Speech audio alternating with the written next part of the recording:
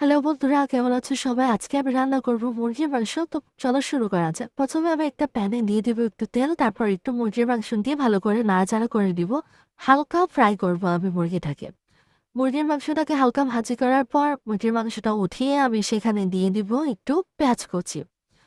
পেঁয়াজ কুচি দিয়ে এটাকে ভালো করে নাড়াচাড়া করার পর সুন্দর করে একটু হালকা করে ভাজি করে দিব, একটু কিছুটা বাদামি কালার আসবে।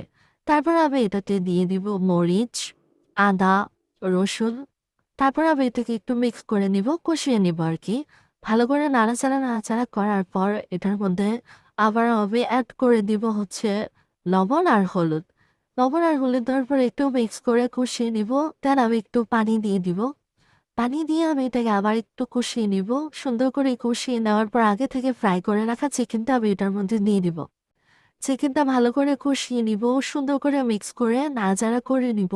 তত সময় পর্যন্ত করব যত সময় পর্যন্ত না এটা প্যানের নিচে লেগে যাচ্ছে। কষানোতে হচ্ছে আসল টেস্ট। তো আবার এটা ভালো করে কষিয়ে নিয়ে দিয়ে দেবো একটু পানি। পানি দিয়ে দেওয়ার পর ঝোলটা যখন শুকিয়ে আসবে, তখন আমি এটার মধ্যে অ্যাড করব গরম মশলা।